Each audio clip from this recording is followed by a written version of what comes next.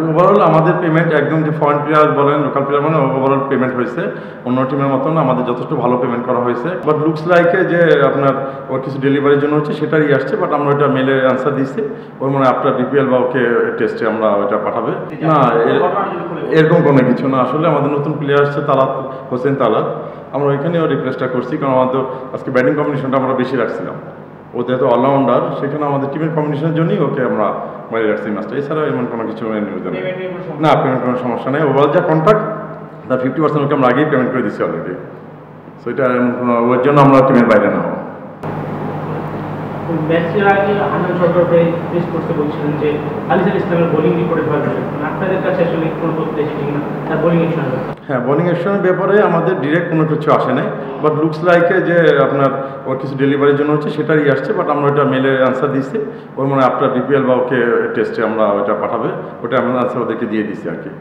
সেটা যদি দেশে হয় ভালো নাহলে বিদেশে পাঠাবে যেটা ওর ক্লিয়ার ফেকের জন্য করতে পারে আর কি এবার বিপিএলে বেশ কিছু ওয়াইড নিয়ে বোলিং নিয়ে একটু সন্দেহ আলোচনা চলতেছে যে অস্বাভাবিক মনে হচ্ছে আপনারা ফ্র্যাঞ্চাইজি কর্তৃপক্ষ হিসেবে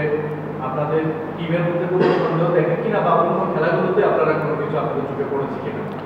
না আমি আজকে আপনার নিউজটা আমি আজকে দেখছি সকালে আর কি যে মানে ফেসবুক ওপেন করে দেখি যে এই নিউজটা আসছে আমাদের টিমের মধ্যে এরকম কোনো কিছু হয় না আর অন্য টিমের বিষয়ে তো আমরা ইনভলভ না আসলে ওটা আমরা কথা বলতেও পারি না বাট ওভারঅল আমাদের চোখে এমন কিছু পড়ে না আর কি এক্স্যাক্টলি খেলা দেখে আপনার মনে কোনো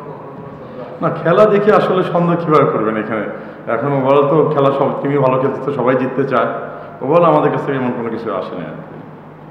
আরেকটা বিষয় হলো আপনি যেটা বললেন আলিসাল ইসলাম তো মাঝখানে 2 ম্যাচ আপনারা খেলা না একটা ম্যাচ বাইরে ছিল আজকে আবার খেললো সবচেয়ে বেশি ভালো ইকোনমিক্যাল বোলার ঢাকা ফেজে কি এই ধারাতেই খেলতে পারবে নাকি ঢাকা ফেজের আগে আপনাকে অ্যাকশন পরীক্ষা দিতে হবে না না না ঢাকা ফেজে সে খেলতে পারবে আমরা এটাই জানাইছি এখন দেশে যদি পরীক্ষা নেয় ফাইন নাহলে তাকে হয়তো বাইরে পাঠাবে কারণ এর আগে তো তার একটু আসছিল ইমেজিং থেকে বাট ওভারঅল এখানে ওর তেমন কিছু আসে না রিপোর্টে আর কি বিপিএল শেষে হ্যাঁ তার পরীক্ষা দিতে পারবে জি ভাই পেমেন্ট বিষয়ে কথা বলছেন যে বিনুরাটা তো আসলে আপনি বলেছেন বিনুরা জি বাকি ফুল টিমের আপডেটটা যদি বলেন কি অবস্থা টিমের না হ্যাঁ ওভারঅল আমাদের পেমেন্ট একদম যে ফরেন প্লেয়ার বলেন লোকাল প্লেয়ার বলেন ওভারঅল পেমেন্ট হয়েছে অন্য টিমের মতন আমাদের যথেষ্ট ভালো পেমেন্ট করা হয়েছে কেউ দেখা যায় যে 70%ও পেয়ে গেছে কেউ আবার 50% পাইছে কেউ আবার একটু কমও পাইছে 40-45%ও পাইছে ওভারঅল বাট ম্যাক্সিমাম 50% কভার করে ফেলছি আমরা আশা করি এবং ওই দিনে শর্ট টাইম আশা করি আমাদের বাকি আমাদের তো লম্বা একটা গ্যাপ আছে 7 ডেজ নেক্সট ম্যাচ আমাদের 29 সো ইন বিটুইনে আমরা এগুলো ক্লিয়ার করে ফেলবো আশা করি